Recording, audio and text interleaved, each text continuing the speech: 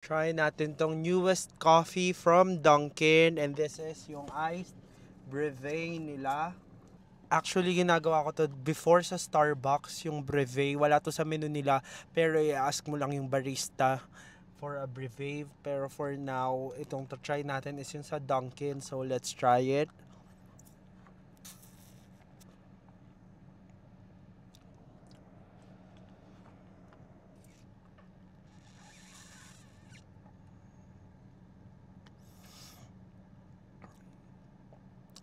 Nandun yung boldness ng coffee, but I think if hindi ka mahilig sa creamy type of coffee, expected ko naman since brevet to, pero ayun nga, it's too creamy for my preference, pero ang nagustuhan ko dito is bold naman yung coffee taste, kaya okay siya sa akin.